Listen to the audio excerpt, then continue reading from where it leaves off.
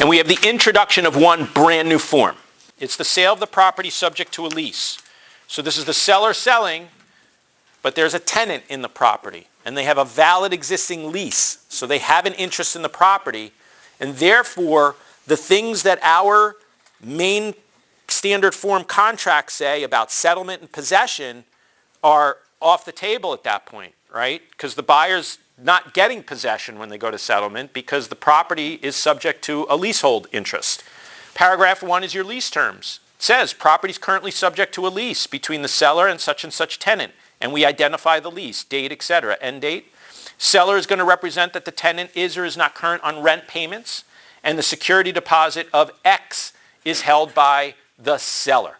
So we're kind of setting all of the basic information for the lease here and an understanding between the parties, right? Because this is an addendum between the seller and the buyer. Number 2, if a copy of the lease has not already been provided to the buyer, then the seller will provide the buyer a full copy and any addenda within 2 days after execution of this addendum. Practice tip.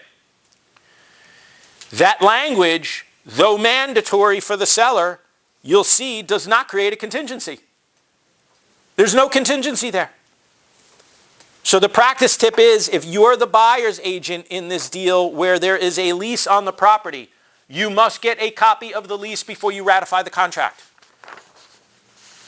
Because if you ratify and then get it within the 2 days and you see something in that lease that is, I don't like this, or the buyer doesn't like it, there's no way out of the deal at that point. You ratified your contract. You better hope there's an HOA and you can, write to cancel or use your home inspection. But there's no specific contingency for the buyer's review of the lease. So make sure on a property that includes a lease that you are requesting a copy of the lease before you ratify the contract for your buyer so you have an opportunity to look at it and get familiar with its terms and get comfortable with its terms. And then you ratify the contract. The following contract provisions are modified. Property maintenance and condition. Obviously, the seller's requirement to deliver the property free of trash and debris and broom clean or deleted. The property is going to be in whatever condition it is because there's a tenant in there. There's a tenant.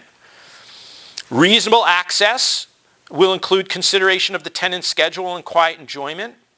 Okay? And the seller is responsible for coordinating with tenant to facilitate access as agreed to herein. Also, possession. Seller's transfer of possession at settlement to buyer will be non-exclusive, right? And subject to rights because there's a tenant in there. So that part of the contract has to be modified. Otherwise, the seller is promising to do something they can't do precisely because there's a tenant in the property. Seller's obligations. Seller agrees to do the following on or before settlement. Number 1, provide a notice to the tenant of the sale to the buyer so the tenant knows what's happening. Number 2, provide written notice to the property manager if there is one. Number 3, provide tenant with written notice of the new location of the security deposit in accordance with lease and Virginia law. Right? The security deposit is essentially being moved to the new buyer who becomes the landlord. By the way, it is moved, practically speaking, for those that have never done a deal like this, just so you understand that it's not that difficult. It happens at closing. It happens at closing. And basically it is a credit. It shows up as a credit because the seller's in possession. Let's say there's a $1,000 security deposit. The seller's in possession of that security deposit. So at closing, the seller will simply provide the buyer a $1,000 credit at closing. So we're not actually having the seller turn over money, right? The seller just keeps the $1,000 but credits the buyer the $1,000 at closing. All right. So the other obligation, I'm still under number 4, letter D, is to transfer any prorated rent as of the settlement date and the security deposit. We just talked about that. So again, to visualize just a practical thing, if you've never been involved in a deal subject to a lease and how it works at closing and what you can expect, because the settlement statement will look a little bit different. In addition to the security deposit being credited from the seller to the buyer, if we're closing, let's say, January 17th, okay, well, the tenant already made their rent payment for January. So what happens is just like property taxes or HOA, we have to prorate the rent for January So the seller basically is entitled to the rent from January 1 to the 16th. On the 17th, our buyer now steps into the shoes. So in addition to the credit for the security deposit, we're going to see a prorated credit from the seller to the buyer for the rent from the 17th to the end of the month. Make sense? Okay. Seller remains responsible for all their lease obligations and VRLTA requirements through settlement. Okay, and that the seller, as outlined herein, except as outlined herein, is not going to make any modification or amendments or any renewals to the lease, right? Because we've already provided the lease now. We've made some representations. Now leave it the way it is. Don't change anything in that contract to close period of time. Can't do it. So leave it as it is. Number 5, assignment of lease. So at closing, basically, the seller is assigning and transfers all of the seller's rights and benefits and interest in and under the lease to the buyer at settlement. The buyer is stepping into the shoes of the seller and becoming a landlord for whatever the remaining term of that lease is. And the buyer accepts that assignment and agrees to be substituted in the seller's place as landlord. And that's it. So I had this thought when I reviewed this document and thought about these types of transactions.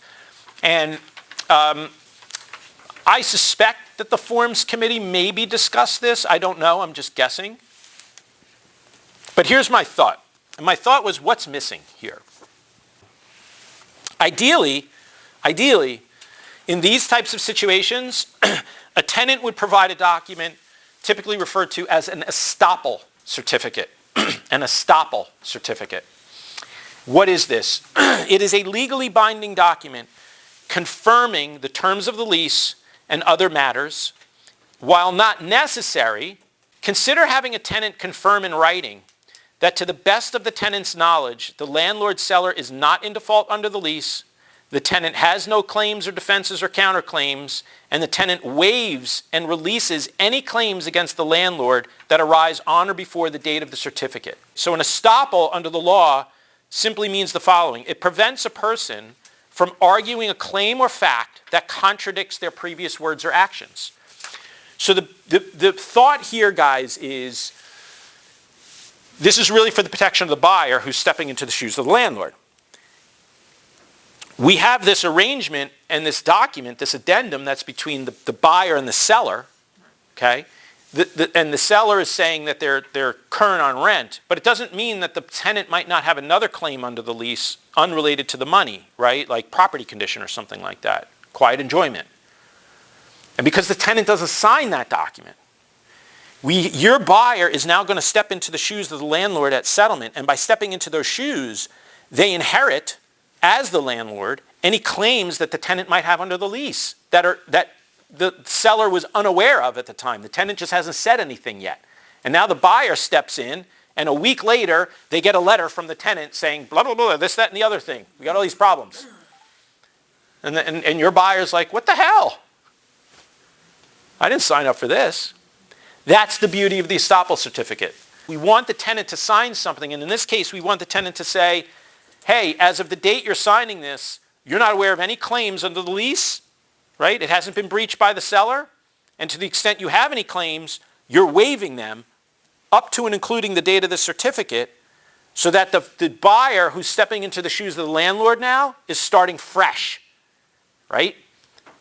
Now the lease is under their control going forward, and the buyer's not going to be responsible for the past breaches of the lease of the seller landlord from which they purchased the property. Does that make sense? That's an estoppel certificate. You don't have that. It's not in your forms database. Now, is it required? The NVAR Forms Committee did not think it was required. I'm not suggesting you have to do it. I'm saying in an ideal world, the tenant would sign a document like this, giving that buyer confidence going in that they're getting a fresh start as the landlord and that there are no claims under the lease that the tenant has against them. And if there are, they're waiving them.